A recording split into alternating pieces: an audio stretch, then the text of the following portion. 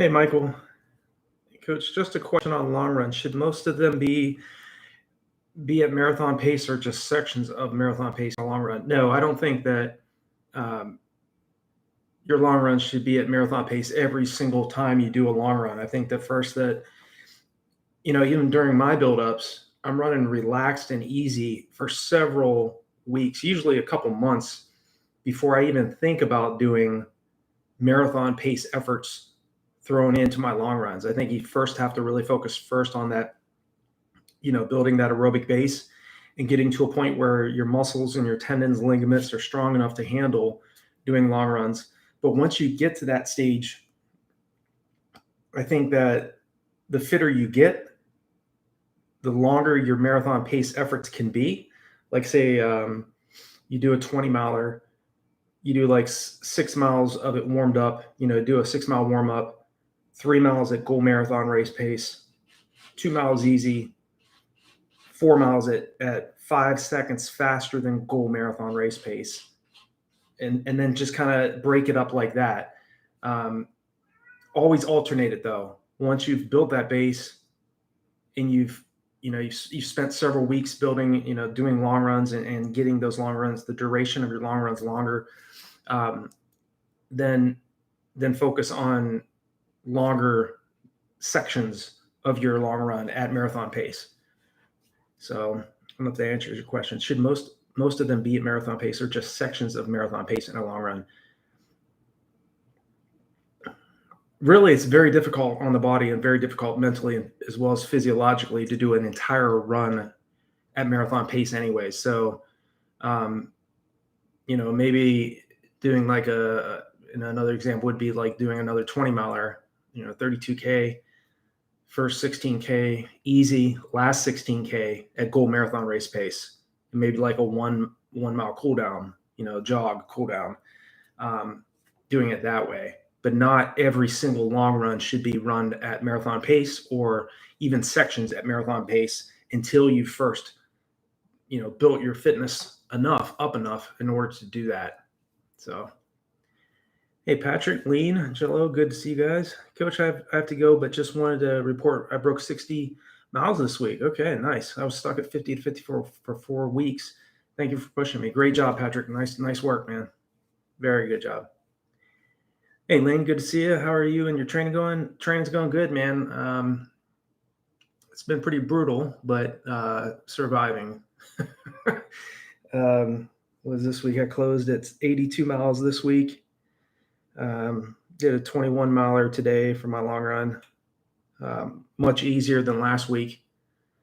Last week I did 20 miles, 18 miles of it at 6:04 mile pace. This week I did 21 miler at 7:26 mile pace. So running between 130 to 140 beats per minute. So it was much more relaxed. But again, that's what I said I was going to do anyways. Alternate, do a very paced effort. The next week I'm jogging or running much easier. Then next week, this following weekend coming up, I'll do what Michael's has here. I'll do a long run with some efforts of that long run at marathon pace and some efforts at below marathon pace. Because again, I want to get, as we train, if we're doing mile repeats or we're doing repeat 400s, those were actually the 2 workouts I did throughout the week this week was repeat 400s and then at 5:15 mile pace, so 77s or so. And again, not crazy quick, but just enough to again get that 6:11 mile pace, 2:42 marathon pace to feel easier, and then repeat miles. So, Jello, I have a question regarding a 5-mile race. Okay, what's your question? GT, hi coach. What's your take on sodium bicarbonate, baking soda for marathons? Honestly, I've never tried it, to be honest. There's a lot of benefits that baking soda for sure has. But I've never tried taking baking soda in a marathon or prior to a marathon. So I can't really provide the best answer for that. I'll look into that because I'm not real sure, to be honest, what exactly baking soda can do during a marathon. I mean, the key thing is, I guess during training, I could consider for sure um, putting some baking soda in my water, uh, you know, or electrolyte drinks just to see. But I'll definitely look into it, GT. I'm not real sure, to be honest. I mean, today I drank 63 ounces of fluid during that 21 miler. So I think it's real important to make sure that you're drinking enough in during the race, and during training. Most importantly, during training, because I looked it up. I think the those Dixie cups that they hand out in the race, those are between 3 ounces and 5 ounces for the entire content of a cup. And most runners will grab like one or two of those at each station, and most of it's thrown. Most of it when they grab it is lost to the streets. So I think it's real important that during a 26-mile race, 42.2K, that you're taking in sufficient fluid. That's a long way to go without fluid. So, Jello, what would be a good race strategy going to the race? I'm supposed to do it under 40 minutes. I want to hit 35-minute range. I run about 4 to 5 times a week. 2 easy runs, a track speed workout, and 1 long run. Okay. What would be a good race strategy? I mean, 35 minutes, 7-minute mile pace. Negative split is always the best way to go if you can. It's hard to hold back in the first half of any race, whether it's an 800-meter or a 5-mile or a marathon. It's hard to hold back because you feel so good in the first half of a race, but it's really where are you at the second half, and are you able to pick up the pace? So energy expenditure and monitoring your pacing strategy and having a plan prior to is key. But I mean, if you can focus on maybe run like 7-10 mile pace the first 2.5 miles, and then start running 640s pace the second 2.5 miles of the race, I think your chances of running 35 minutes are much higher. And let's see, I'm supposed to do it, and you're aiming really for an 8-minute mile pace. So I think going out the first half at maybe like, if you're trying to hit 35-minute, that's a big difference between 40 minutes and 35 minutes. But I think for this particular race, just aim at 8-minute pace the first 2.5 miles. And if you're feeling phenomenal, then just unload that last 2.5 miles, 640s, 630s pace if you feel good, and see where you finish. And then aim for that 35-minute 5-mile time, maybe the next race. First try to break 40 minutes and then try to go after 35. Massive difference between the two. And you may feel phenomenal. You may go out there and you just, hey, I ran 34:40, So let's see. Lane ran 5 kilometer race today, 15 seconds slower than I ran 3 months ago. I have been putting in the hard work consistently every week. Any ideas why I didn't run faster? I mean, what were the temperatures out there, Lean? I mean, really a 15 seconds slower than 3 months ago doesn't necessarily mean that you're out of it, and it's not that far off. If you were like a minute, off your time 3 months ago, that's a massive difference. But 15 seconds, again, it can be a lot of things. It'd be, just how did you go out too aggressive in the first mile? Just holding back just a little bit in that first mile, and then really attacking the last 2.1 miles. Temps and humidity. Hopefully it was pretty decent in terms of the temperatures. Again, these road races, there's so many things we forget. And I'm not saying you did anything wrong, Lean. Don't take me. misunderstand me. But I think that a lot of times we don't factor in running tangents, running the least amount of distance as we can, running a little too aggressive in the first mile or two. If it's a 5K, naturally, because that race is it's closer to an anaerobic race versus a marathon, but it's still an aerobic race still, versus a 400 meter or an 800 meter event. But I think that your best races for sure, Liam, are ahead of you. This is just one step closer, man. And still, even though you didn't run the type of time you wanted to run today, it's still a solid workout. You're still going to get a huge physiological boost from this. And again, it's hard for me to answer exactly what it could have been, why you didn't run faster. A lot of times heat, humidity definitely will factor in, and sometimes you're just not on. I mean, there's some days you just feel phenomenal and other days you feel like crap. So just use this as a workout, and know that the race is over now. So start focusing now on the next races up ahead. So, and still, man, good job, man. You started and finished, ran a solid time. Yeah, no shame in that, man. GT website outside had an article August 28th on it, citing new study on benefits of bicarbonate. Anyone here ever try it? Yeah, I mean, like I said, I don't know if anybody else here on the stream, if you've tried baking soda for marathons, sodium bicarbonate, definitely reach out to GT there. I mean, again, I'm going to look into it myself because honestly, I don't know. Destiny Cold Fist, Coach, great content during a marathon build. Is there a key workout that would inform an athlete that they're on the right track for achieving a time goal? For example, 2-mile warm up.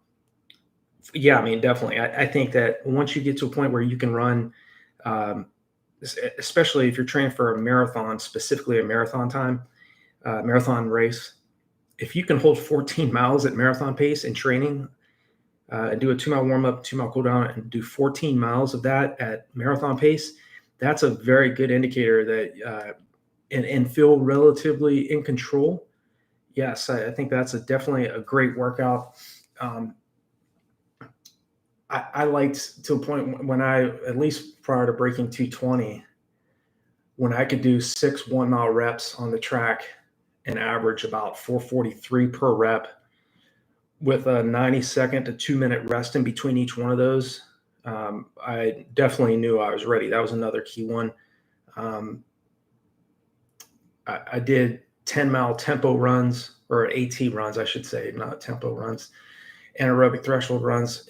When I could get those at around 51 to 53 minutes in training, that was another. And when I wasn't in a race, it was just a workout. That was another good indicator. But I think that the longer you can spend at marathon pace, not to the point where you're going like almost the entire marathon distance, like a 20-miler or 22-miler at marathon. That's really a lot of heavy stress on the body. But if you can do 12 to 14 miles at marathon pace, very good indication that you're definitely in that type of shape that you're dangerous. So, yeah. Wessex, do you think excess body fat is more detrimental to marathon compared to the mile? Yeah, I do, mainly because, and again, not to the point where you're unhealthy. I mean, you definitely do need, because the marathon is so long, any type of additional excess weight that you're carrying and dealing with that for 26 miles or 42.2K, that really, is an additional stress that you just don't need. But again, as you train and you get fitter and you keep building your mileage, I mean, your body, your overall weight and all that will balance itself out. But a mile, I mean, any type of racing event, mile is so anaerobic, so quick and over so fast. It's still you dealing with having to carry if you're 20 pounds overweight and you're trying to run a fast mile, how much faster are you going to be if you don't have that 20 pounds of excess body fat? I mean, you still need some body fat. You don't want to be unhealthy, but definitely the longer the race, I think it would be even more detrimental. because it's such, I mean, it's so long. Even today, I mean, I was running easy, but 21 miles, I mean, that's a long way to run. I mean, I'm not an ultra marathoner. I'm not one of those types out there doing 100 miles, but that for me is a long way. Even if you're running long, even if you're running easy. So to deal with any additional excess weight, even for a long, even for an easier long run, and you're carrying that, that's tough on the body. So, but again, just be patient, with your training. I mean, your body fat percentage will lower your body and will be, the equilibrium between healthy percentages of fat versus muscle will definitely even itself out. Jello, okay, I got you. I'll work on it. Thank you. Been really enjoying your videos. Thanks so much, Jello. I appreciate it. What is a good negative split for a 3:30 marathon? Oh man, so let's see, 145, 145. I would think going out at like 146.10. I mean, going really conservative. I mean, about a minute slower, minute to minute and change slower through the first half. Even going through it like 147 and then coming back in like a 140, 143, 142. That would give you a 329, I believe. So, I don't think going out at if you went out if your goal is to break 330, going out at 140, that's a little too aggressive. But sometimes you can go out. I mean, it just depends. It depends on the athlete. It really does. If you're prepared, I mean, you're much better off going a little bit more conservative through the first half than the second half. But sometimes, I mean, if you've done your homework, my own experience, I went out when I ran 219. I hit the half at 107.09, and I came back with a 112.26. My PR for the half marathon is 107.06. So I went out through the half 3 seconds slower than my personal best for the half marathon. But again, it goes back to the training. It goes back to what are you doing? Are you preparing properly to be able to handle that? If you make that move if you plan your attack and you're confident enough to be able to handle it, then you can still run a personal best, excuse me, and break 330 by running a negative split. It means that you could go out at 142 and come in. Yeah, you go out at 142 and then come back a few minutes slower and still break your 330. But it's always wiser to come back, be a little bit more conservative in the first half, and then really attack in the second half. So, you have that energy and to call upon. And again, that's where running it, doing repeat 400s, doing repeat 600s, repeat Ks on the track, repeat miles on the roads or on the track at down toward your 5K to 10K race pace, running at paces that you're not going to handle. You're not going to be able to sustain for a marathon, but you want to get that goal marathon pace to feel easier, so it won't feel so much of a struggle for you. And that's where really, I mean, the patience really comes into play. You got to have a plan of action. A longer buildup is always better. I always say that, if you have 6 months to really focus 100% on your marathon prep, that's the way to go. 5 to 6 months rather than like 8 weeks or even 12 weeks. So, hey, Quinn, let's see. Hi, Coach. I followed your 24-week sub 245 marathon plan and today PR with a time of 2:43:31. That is awesome. Last 6 miles were brutal, but the weather got to be around 25 Celsius at the end of the race, 77 degrees. I ran a 114 half marathon in June, so I know I can run faster. Yeah, man, that's awesome. That is great, Quinn. 2:43:31. That is outstanding. Man, love it. Love it. Hey, Thomas, good to see you. Hey, Coach and crew. I ran 18 miles today and 11 at faster than 4-hour marathon pace. I love following New England half marathon and 158, and the last 5 at a slow pace Chicago marathon is in 6 weeks. That is awesome. That is great, man. You're fit, man. You're definitely going to go under 4 hours. I mean, just based on that type of workout. I mean, you more than likely did it solo too.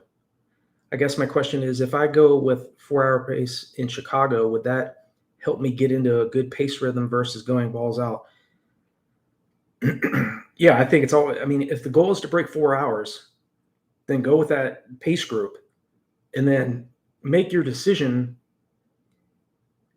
I mean, if it were me, I would probably make my decision around the 10 between 8 miles and 10 miles left to go. If I'm going to go, if I'm going to go ahead of them, but as long as they're sitting on that pace and they're going at 909 mile pace, or what is it, 541 kilometer pace, and they're hitting those splits, and you feel good, those last few miles, that's when I would make a move then, but stay behind them for the majority of the race, so that again you're on that goal. To run 3:59 or faster is the goal. So, but based on that, man, dropping 18 miles, I mean, just to run 18 miles, regardless of pace, you're fit, man. And to do that in 11 at faster than 11 miles of that at faster than 4 hour marathon pace, that's very good, man. Very good. Yeah, I would not be surprised if you run like 3:52 at Chicago, probably. Again, if you taper down properly and you run it smart, run the tangents, and being behind that group, they'll set you up for success, at least, and set you up so you're running right on that pace. Man, if you don't make a move too early, you can run well below 4 hours. Definitely. Hey, John, took a few weeks off, and first week, half mile from my home, my Achilles tendon said no, walked home. It's been a month, ran a few miles last week. Going to try 12 to 15 miles this week. Starting over, month off. How long till it comes back, or how much is a month going to be? Well, I do think, John, taking a month off, I've had Achilles tendonitis. I don't know if that's what it is that you're dealing. It sounds like that's what you're dealing with. It starts, obviously it's painful, but it feels real tight. Feels like it just feels real tight when you're running. Yeah, I mean, taking a month away will definitely is sufficient time, in my opinion, to heal that up. But just be real slow with your buildup. Excuse me. Be real slow with your buildup after you start back up, because that does. Let me see, month off. How long does it come? Or how much is a month going to hurt my fitness? I mean, in a month off, you will lose some fitness, but again, you can gain that back. You can gain it back relatively quickly, within a few weeks. And taking a month off, obviously, it's going to feel weird jumping back into training for sure. But again, and I've been there, man. I've had injuries, I've had surgeries, I had 3 knee surgeries, I've had Achilles tendonitis, other types of injuries, and it's not fun, I know, especially when let's see here, let me see, walked home. It's been a month and it's been a month and ran a few miles last week. Going to try 12 to 15 miles this week, starting over, a month off. How long till? Yeah, well, I hope just continue to monitor it, man. And with Achilles tendonitis, or with any type of Achilles pain, hopefully now that you've taken the time off, I think going back, starting off light, and if you were at 40 to 50 miles or higher, whatever, per month, starting off 12 miles or around that range for this week is a good plan. It's not, you're not going too aggressive this month. But more than anything, man, coming back off of an injury or dealing with that type of injury for sure. Ice, make sure you're icing. My recommendation with that, and what I did was I would fill up styrofoam cups with water, put them in my freezer, and use those cups to massage the back of your Achilles. You can also get like a heating pad and warm that area of your your Achilles for about 5 minutes prior to going out to run, and then icing when you get back. So a mixture of both warm and cold. Let's see here. I didn't do any cross training, unfortunately. Yeah, I mean, again, if I never had any issues with taking time off, honestly, because in fact, I welcomed it. I mean, because when you're heavy into training and you're zeroed in and you're locked in on the training, I mean, this stuff is not always fun. But taking some time away and allowing yourself to recover and enjoy some time away from the sport, I, that's fun. I don't have any problem with it, But dealing with Achilles issues and knee issues and other types of muscles and ligament issues over the years, the best thing you can do is to take some time away, which you did, which is good. So um, again, having a month off as you start training now, it's gonna feel a little weird getting back into it, but the fact you didn't cross train looks like you just focused on recovery. I think that was the smartest thing to do. Now is just maintain healing and continue to do the things that you need to do in order to stay injury free. Again, icing is key. Ibuprofen if you feel any type of pain, and don't continue to run on it if you feel it coming back or anything like that. Don't try to continue to run on it and make it worse. You know. Hey Tyler, hey, I've been dealing with shin pain for 14 weeks now, and I'm still not recovered and can't run. I had to end my track season because of it. Any idea of what it could exactly be? Yeah, man, that's tough to hear. I did have shin splints one time. I don't know if that's what you're dealing with. It sounds like it is. Those things can last a while. It's the same with shins. Um, if in terms of trying to run with that, fill some styrofoam cups up, put them in your freezer, and use those to massage the front of your shins after your workouts. Hard to say for sure exactly what is causing that. Because I've known runners that don't do any type of strength training, hardly have any issues with injuries, and then other athletes that do. And it's just for that amount of time, shin pain for 14 weeks. I mean, if it was me and it was something that was chronic like that, if it felt like it was just not going away, Tyler, I would talk with a physical therapist and see what they suggest.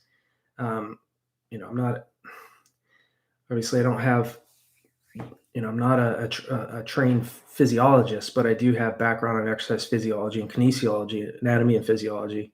But knowing that sometimes it could be the shoes you're wearing, and maybe getting a gait analysis done at one of your nearby running shops. See if there's any type of getting a gait analysis and see if the types of shoes you're wearing could potentially be the reason why you're having shin splint pain or shin pain for this amount of time. Maybe you need more cushion and you're not running in the types of shoes you need to be running with. It could be that. I'm trying to think what else it could be. Yeah. But I mean, that's what I would do. The name of the game, obviously, if it's something that's chronic, take some time off, for your body to heal. Don't continue to train on that, especially for that amount. If it's been bothering you for that amount of time, but that's what I would recommend. Get a gait analysis, or you could also consider getting dry needling done with a physical therapist. It's sort of like acupuncture. They put needles in. I have not found a remedy that works more and better than dry needling. And any trained physical therapist can do it for you. I had it done recently, about 3 weeks ago, on my left hamstring. A few months before that, I had it done on my left calf. And I've had it done on my right calf before as well. It loosens it, it kind of it'll help increase healing, but a physical therapist can do that for you, and definitely that's what I would recommend. See King J. Hey, coach, and hope Tyler. Wish you best with the trading too, man. Hope you continue to heal up. Okay, I've been to 2 doctors, but they haven't really helped. And if shin splints, it seems weird. It's been so long, but I'll try what. Yeah, um, I cannot recommend dry needling enough. Uh, Even Google it. Look into that. A lot of runners don't. Maybe you've heard of acupuncture, but dry needling, it's similar.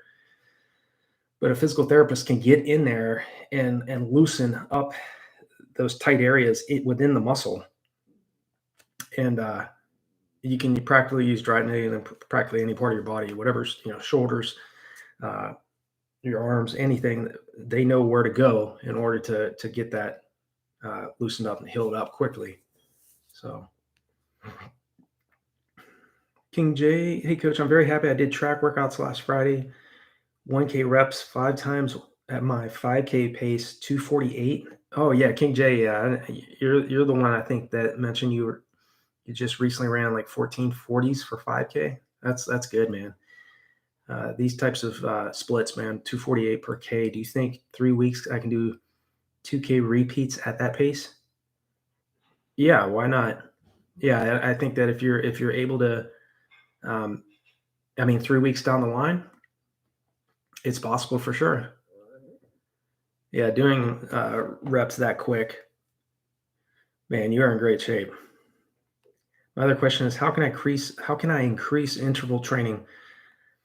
I think more than anything, you're not doing anything wrong. I think more than anything, it's just a matter of you continue to work on your speed, build your endurance, increasing your mileage, not too much each week, but making sure that you're paying attention to the volume you're putting in as well as your recovery.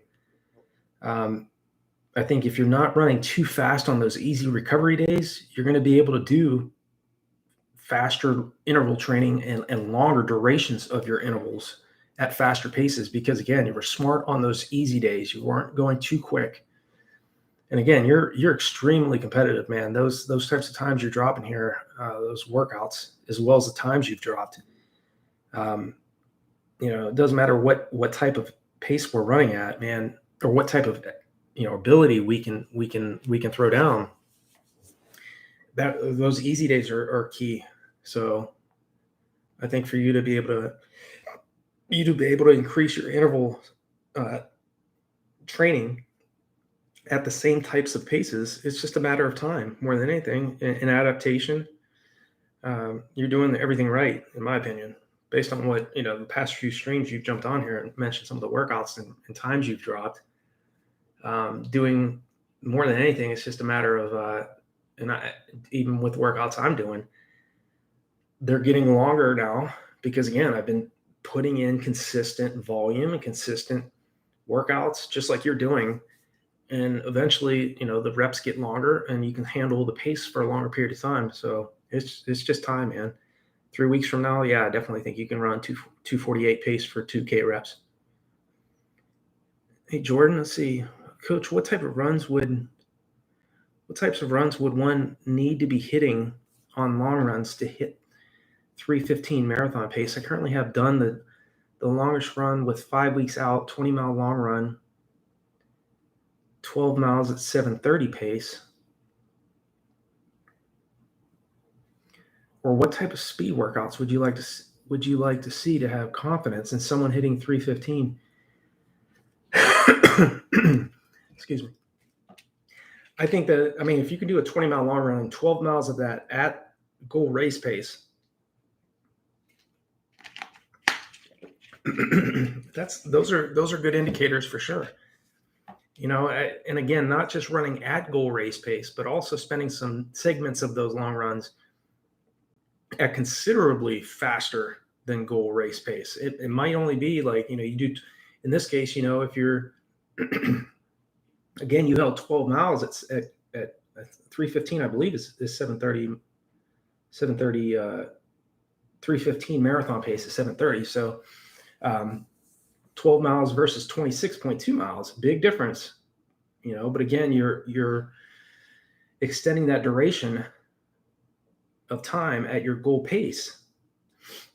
I think it's a good indication that you're getting there, but also you want to spend, and again, let's see, and you're 5 weeks out. Yeah, you're 5 weeks out.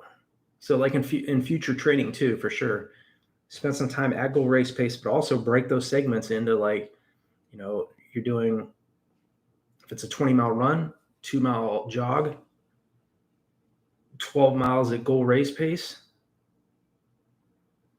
2 miles easy, 2 miles at 10 seconds faster than goal race pace, then a mile easy, maybe 2 miles easy, and then like 1 mile all out. I mean, or close to all out. Again, breaking in, you're running a percentage of it at goal race pace, but faster than goal race pace as well. Again, that does take time and effort for sure. Nobody, not me or anybody else, is going to just jump out there and start doing long runs at those types of efforts. So, but I like what you're doing here. I mean, you're 5 weeks out, 20-mile long run.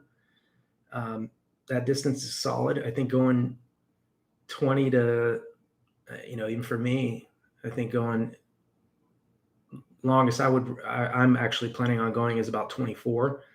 But I think that going anything at a minimum 20 miles is solid for preparation for the marathon. But based on that, I think that you're in terms of speed. Let's see what else you said on what type of speed workouts would you like to see? Yeah, I mean, I like doing mile reps. If you can do 7 to 8 mile reps on the roads, getting off the track and getting those, doing each one of those mile reps at like 6:30 or faster per rep, with like a 2-minute recovery jog or walk in between each one of those. Doing about 7 to 8 of those at considerably faster. In this case, you're running about a minute faster than goal race pace. Those types of workouts I like a lot too. Let's see. I've done 3 long runs of 20 miles now. This is the last one, was the most marathon pace miles mixed in. Okay, yeah. Yeah, I definitely think that what you've done here, you did 3 straight runs at 20 miles. Man, you built an enormous amount of endurance, man. I think that you're definitely, based on what you've told me here, 12 miles at 7:30 mile pace. Your volume, if you've been consistent with your volume, 3 straight weeks at 20 miles or longer, or 20 miles at 20 miles.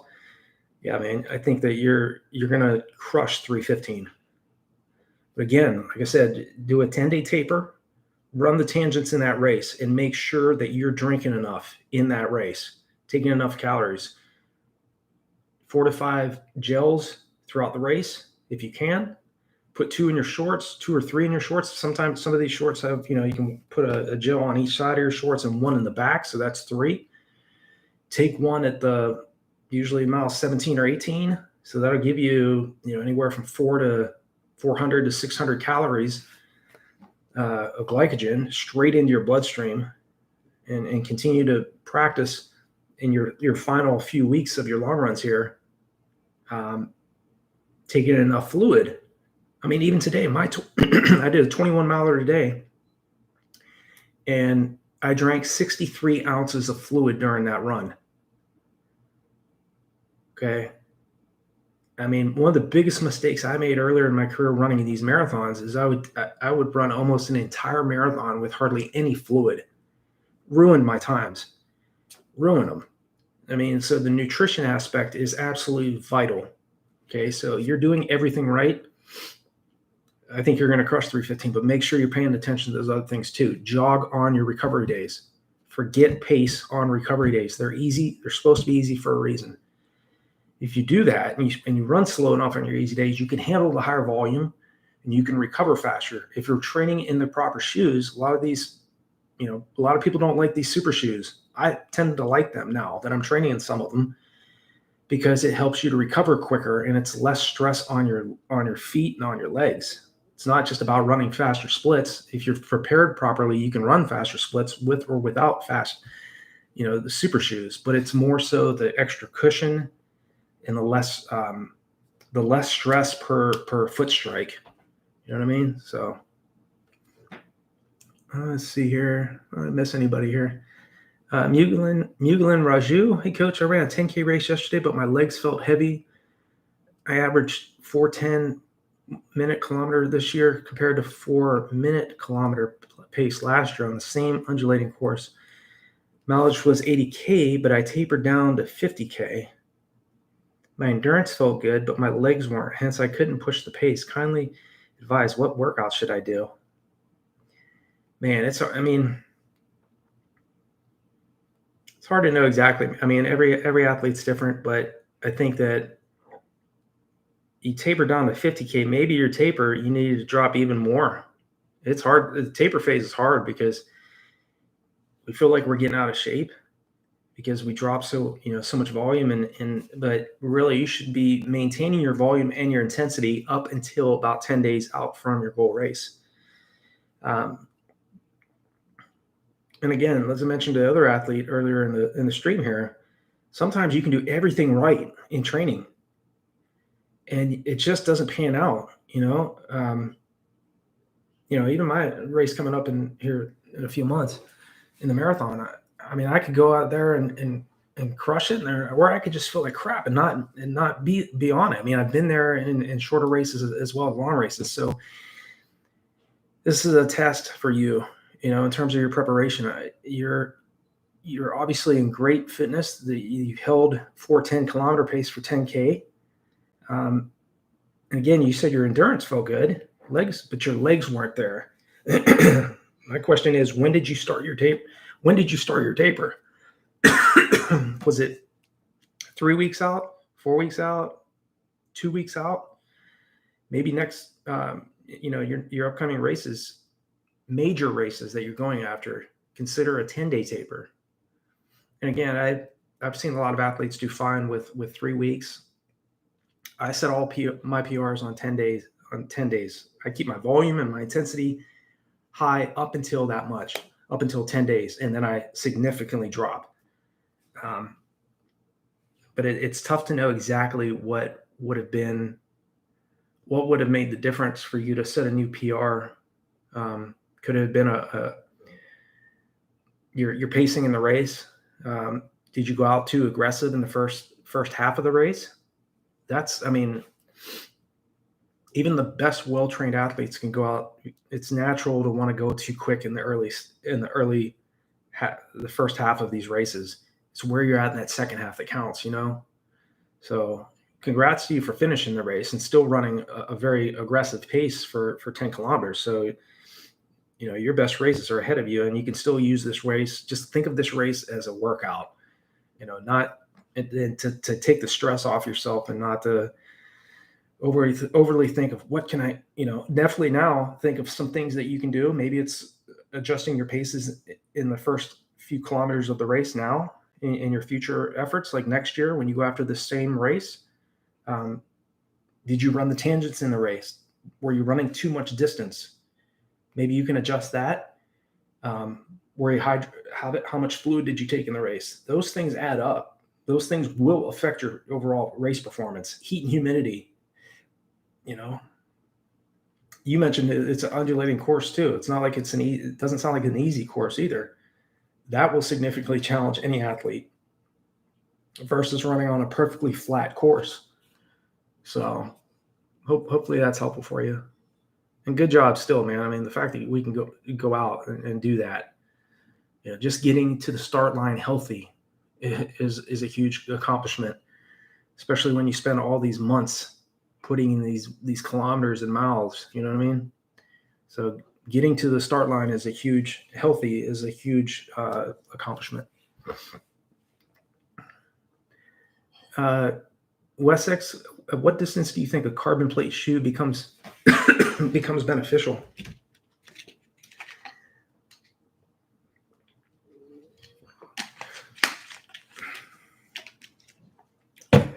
I think, with the road shoes, I have the Dragonfly shoes for short, fast track workouts. To me, the track spikes feel no different to me than the track spikes I used when I was in high school and college. They don't feel like any additional benefit. it just feels like a track spike to me. The road shoes for sure definitely feel like with the carbon plate shoes, I do think that they're beneficial, especially when you're trying to race, 5K up. I have the Vaporfly 3s and I have the Alphafly 3s. I'm waiting to race in the Alphafly 3s for the marathon, but the Vaporfly 3s are ridiculous too. They have a carbon plate, but they have a less of propulsion capability versus the Alphafly 3. Again, both those types of shoes for sure. If you want to do tempo runs, not just about the running the splits, trying to hit the types of splits you're hitting, but the overall ability when you're running in those shoes to be able to handle the additional mileage and to recover quicker wearing those versus not wearing those, I think is what a lot of runners are missing. They're thinking like, well, I don't want to wear super shoes because it's cheating and all this other stuff. It's to the point now, as long as it's legal and it's every other athlete's out there competing in these, even the world's top runners are competing in it. I mean, to not wear them now is asinine, in my opinion.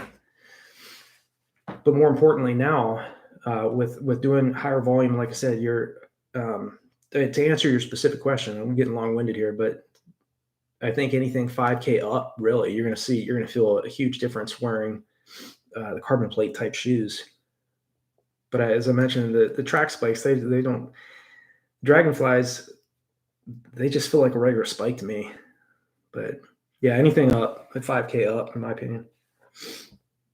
Let's see, Hiker John, good to see you, Hiker John. Everyone is different, but I cured my shin splint with a heating pad 3 times a day, as hot as I could stand it. I quit training while I was doing this, and it was cured in 1 week. My shin splints was bad enough to be red and swollen, and I needed ibuprofen for a few days. Listen to Hiker John. That's very smart, very, very smart. And he was wise enough to take the time off. You do not want to try to continue to train in any type of injury. Man, the shin splints are no joke for sure. Very smart, wise information right there. Thanks for sharing, John. Let's see here. Jordan, do you offer one-on-one coaching outside of just standard plans? Yes, I do. Jordan, if you go to RunDreamAchieve and go to coaching, the coaching tab, I do. I'm coaching actually 10 athletes right now, monthly each month, and you can cancel at any time. But yes, I do coach athletes outside of the training plans. GT, hey coach, what race are you training for? How many miles per week max goal time? Right now, yeah, I'm training for Valencia. The first goal is to get there healthy. Second goal is to break 3 hours.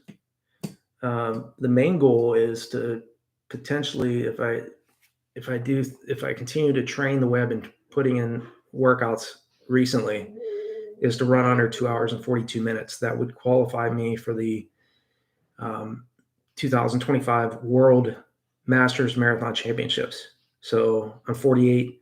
I need a time of 2 hours, 42 minutes or faster to qualify. So mileage per week, I've been at between 70 and 80 miles. I finished this week with 82 miles. So I've been there for about the past 7 weeks, over 70 miles a week. And then I'm going up to about between 90 to 100 max out. I'm probably maxing out at about 100. I'll try to hold that between 90 to 100 miles a week for about 4 to 6 weeks, and then gradually do that taper. Yeah. Mugilin, I started my taper 5 days since Tuesday, and race day was on Sunday.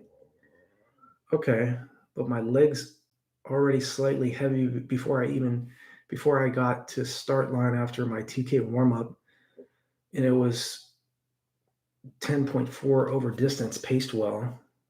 Okay. I mean, you did a 5-day taper going in. So you went in, excuse me, you went in relatively sounds like you did the right thing in terms of that. Again, like I mentioned, it's just some days we're on, some days we're off. And again, it doesn't necessarily think, you I don't think that you necessarily did anything wrong. Um, maybe just looking back at your logs and seeing if maybe your intervals were still a little bit too long and you didn't give yourself enough recovery. Maybe you needed just to do, I don't know what you did leading into the week leading into that race, but maybe just doing like 400s with complete rest, at goal 10K race pace. Very, very relaxed effort, just enough to get yourself going, but not doing like 6 to 7 1K reps a few days from, before the start of the race. Sometimes that can leave you still feel a little tired going in. So again, it could be a lot of things. It's hard to know for sure exactly, but yeah. Hey, Isaac. Hey, Nathan. Hope your training is going well. I don't have a specific question today, but just want to say that my running is going really well. Thanks to a lot of your advice on this channel. Keep it up. Thanks, Isaac. Appreciate it. Great to hear you're doing well, man. That's awesome. I love it. Yeah, when I hear other athletes, just performing at the level they want to, that fires me up. That's more important than anything else. Even my own. I mean, I like to get out and do the best I can, but something just helping other athletes, helping other people in general, is gonna make you feel better, man. So that's great. Jordan, my last speed workout. My last speed workout for 3:15 marathon was this: 2 miles easy, 4 miles at 6:50 pace, 4-minute rest, 3 times half. Okay, 3 times a half mile at 6:30 with 75 seconds. Yeah, I like that. Maybe above workout is too slow based on your feedback of hitting 6:30 pace. In speed workouts. Yeah, I like that break up there. 2 miles, okay. 2 miles easy, 4 miles at 6:50. Yeah, I mean, you can try it out. I mean, I think that based off of the workouts you're doing, Jordan, that trying even at quicker, maybe at 6:10 to 6:15 pace, see how you're feeling and adjust as you go. But I think in the type of fitness you're in, you're going to be able to hit that. But again, going significantly faster than you're planning on racing, that is key. You have to do that. I mean, I'm doing that in training right now too. Working my way down under 5-minute pace. So, working toward like 73 to 74s for my repeat 400s. I'm not planning to run 5-minute or 4:55 pace for the marathon, but I want to get 6:11 mile pace to feel like a jog. And I can practically go out right now and run 6:11 mile pace and feel totally in control.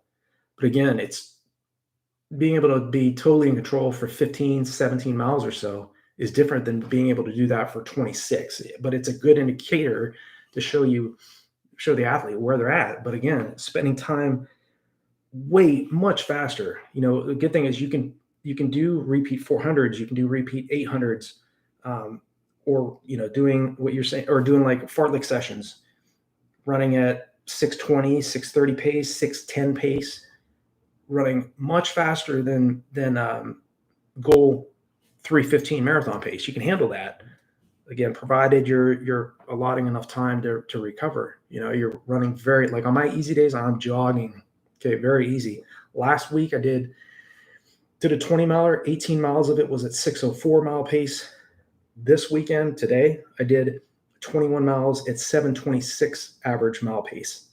So I practically was just totally taking it very, very easy today versus last week, which was absolutely brutal. I think the first 12 miles was at 5:50 mile pace, was a little too quick. So I knew this weekend I was going to adjust that and really back off. Okay. Next weekend, I'm going to do a long run with the types of sessions you're doing here, similar to yours, breaking it up. Maybe it's like next week might be like a 20 miler with like every third mile, maybe 3 miles easy, 3 miles at goal marathon race pace, 6:11 mile pace, 3 miles easy, 3 miles at 5:50 to 5:55 mile pace, 3 miles easy, another 3 miles at goal marathon. Again, breaking it up like that. Again, it's always you alternate that. You know what I mean? Got to have that recovery in there for sure. Can't just keep pushing hard every single word. It's hard to recover for sure. Maybe let's see here. Finbar, hey coach, I recently found some old videos of Jack Daniels speaking about the VDOT pacing calculator. I find the predictions are very accurate. Do you rate? Yeah, I always talk about the VDOT calculator all the time. Highly, Dr. Daniels his training principles are real similar to Dr. Joe Vigil and Coach Jack Hazen, my collegiate coach. A lot of my training revolves around Dr. Vigil's philosophy and Jack Hazen's philosophy, but also Jack Daniels is very close as well. But I rarely utilize the VDOT 02 calculator. And I also think that clicking on that advanced features button that they have on there is key, because again, you can adjust your splits if it's hot out. If it's 50 degrees out, that's optimal. But if it's like 65 or up degrees Fahrenheit, you can plug that in and see what paces you need to be hitting in the heat versus if it was perfectly fine out. A lot of times athletes aren't really, we don't think about that. We think, sure, it's like 70 degrees out, but I can still hit the types of splits, and maybe you can. But again, if you're out there and you're doing like a tempo run at 630 mile pace in 75 degree heat, in 50 degrees, you're running about 615 mile pace. It's the equivalent to running like 615 or 613 to 615 mile pace versus the 630 pace you held at 70 degree weather. So a lot of times it's like, man, we don't factor that in. Or you can plug that in and say, it'll adjust it by about 15 seconds around there, give or take 10 to 15 seconds per mile or per kilometer slower in hotter temps. So make sure that you're adjusting that. But yeah, I can't speak enough about that. Finbar, that's Dr. Daniels is one of the best coaches in the world for sure. And that VDOT calculator is huge. It gives a relatively close. Let me look it up here. As an example, it's relatively close to give you an indicator of what you can run. Like from my own background, let's see, I'm going to plug in 1:07:06. That's my PR for the half marathon, 5:07 mile pace. It says that I should be able to run a marathon in 2 hours, 20 minutes, and 26. So I've run 2:19:35. Says I should be able to run a 10K in 30:25. Haven't quite ran that quick. I ran 31:06. 5K in 14:38. Ran 14:18. Says I should be able to run a mile in 4:15. I ran 4:22.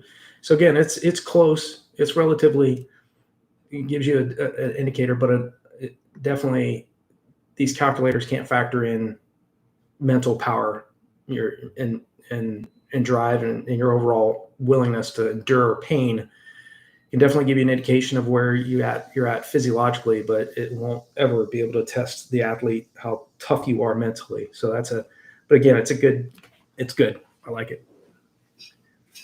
What are your thoughts on strength training alongside running? I think it's a good thing. I don't necessarily think of strength training can be a lot of different things. It can be pool running, getting in the deep end of a pool and using the water pressure to keep yourself above water. Using that water pressure is a form of strength training. Hill training is a form of strength training.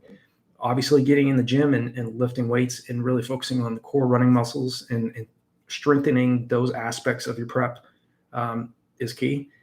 The Kenyans that I've trained with and lived with over the years, they're not really big on strength training. They really just focus on sit-ups and push-ups and crunches.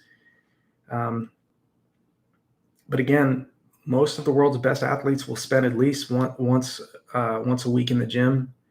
But again, you're not in there to be Arnold Schwarzenegger. You can focus on the strengthening the overall running muscles of the body and get those and improve your biomechanics. Sometimes we're weaker on our left side than we are on our right side, or vice versa. And strength training will definitely help. yeah, I definitely think it's a must for sure. Even if you're just doing push-ups and sit-ups and overall, light strength training on your own is a good thing. Let's see. Hey man, Isaac, these live videos are so valuable. I appreciate that, Jordan. Yeah, I mean it's great to just I jump on here usually every week or every other week. It's just some weeks, man, I'm just with the volume I'm doing right now. But again, if everything goes perfect in this marathon, and then I qualify, the 2025 Masters Marathon Championships are going to be held in conjunction with the 2025 New York City Marathon. So after that, I am done. I enjoy running, but at 48, putting in this type of volume and the type of intense workouts I'm putting in right now, I don't know if I want to do this for another, at the end of, I'll be 49 next year in November when that takes place. So I think after that, I debuted in 2002 at the New York City Marathon. So it's interesting because that's where I ran my first, and I'll probably be where I ran my last marathon at. So, but I enjoy running for fitness, but it's awesome to be able to jump on a live stream and be able to interact with all of you. And because the types of questions you're asking, those are the types of questions that professional, athletes that are trying to get to the next level, or just motivated athletes that are just trying to get as fit as they possibly can ask. I mean, you guys and gals are asking the right questions. It tells me, hey, that you're serious about what you're wanting to do. So giving back is most important thing to me. GT, how different is your training plan at 48 years old versus your prime 100 miles a week? And the 20 milers sound pretty. Yeah, it is. It is. I ran 219 between. I think it was my average was around 85 to 100 miles a week, and some of the workouts actually I recently did. I was kind of shocked last weekend's long run. I mean, some of the splits I was hitting in that were the types of splits I was hitting when I ran prior to breaking 220. Now, it's not saying I'm trying to go out there and run 220. But I don't think it's impossible, but it's not my goal. I mean, I need 242, and that's hard enough. It's going to be hard enough to do that. 6:11 mile pace for 26 miles is not an easy task. And I know I'm going to have to do everything properly to get that. But I do think, based on what I'm doing, that there are other athletes out there, man, that we're in a sport where if you're trying to run a quick marathon or a quick half or fast 5K or 10K, you can still do it in your 40s.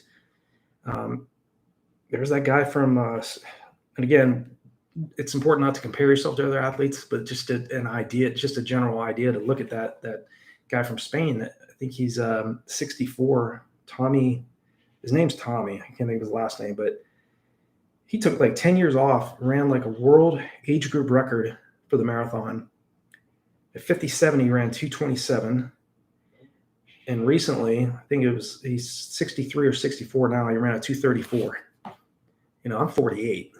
So it's like, if somebody else can do it, and you generally have a somewhat close, relatively close, you're not too far away from that athlete, it's possible. It's just a matter of maintaining your enthusiasm and really driving and staying committed to what you're going after. But the training is similar to what I did in the past. The only difference is now my 1,600 meter reps aren't nearly as quick as they were when I was 31, when I ran 219, versus now. It's slower. But my long run splits, I can still hit in the 530s, the 520s, the 550s range, undulates a little bit, but that's the types of efforts I was doing during my peak.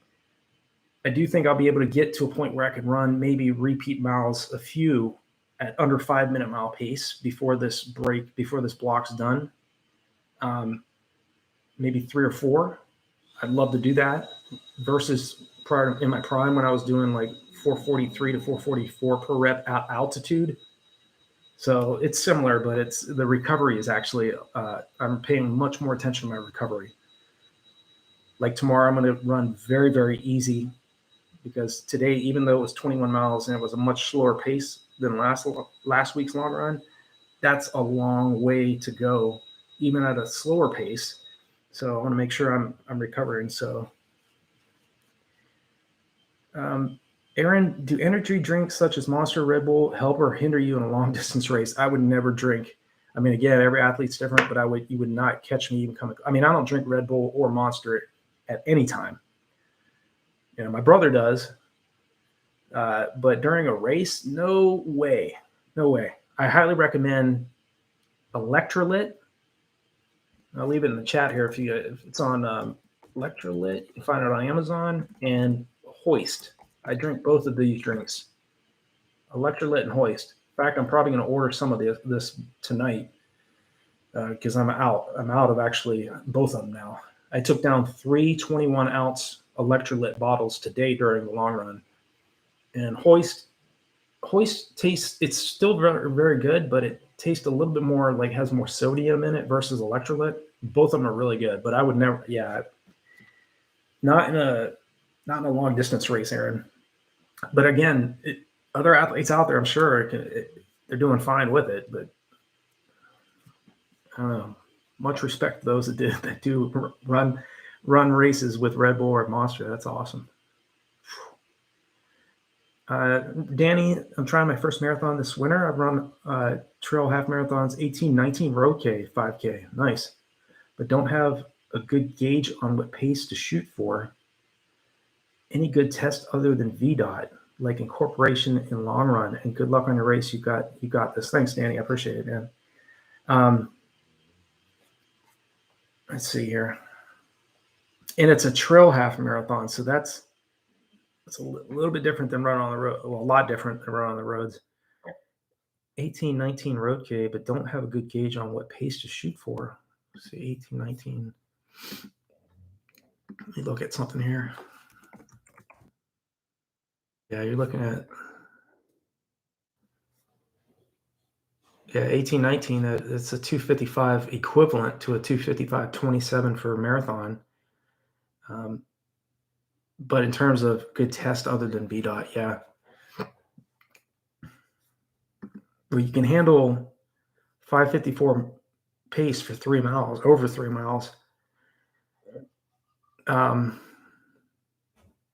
I think for a marathon, obviously it's a 250, it's an estimate of 250, equivalent to 255. But yeah, I would say getting to a point where you can hold 620s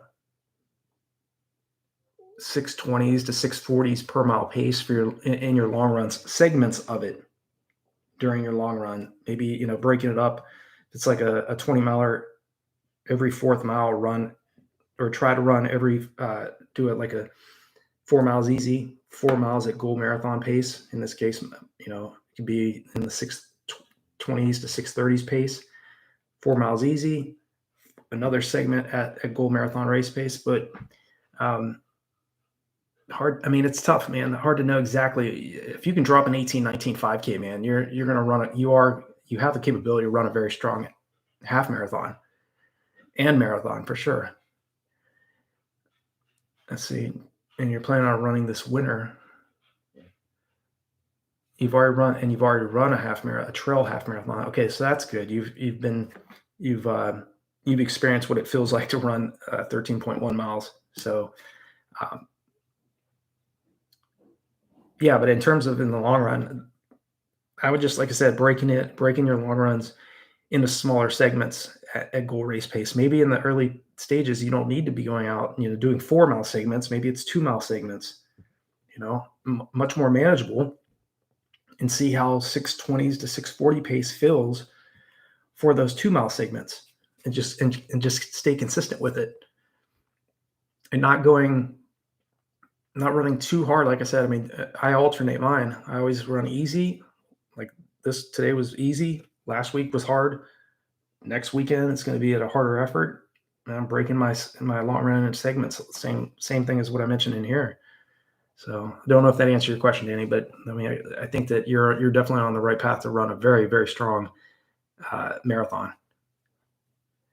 And winter is the best time. I mean, heck, man, in the cooler temps, not dealing with the summer heat and humidity, you're making a better move in terms of timing versus trying to race a marathon in this, in the summer. GT strength training on hard run days or easy days. I would do it on hard run days.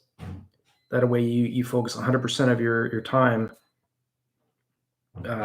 recovering on the easy, relaxed days. Over the years, I always would put my strength training on the hard days. I would do the track workout and I would go to the gym. That way I could focus 100% of my effort on relaxing and taking the easy days easy. I don't have to deal with strength training. I knocked it out on a hard day.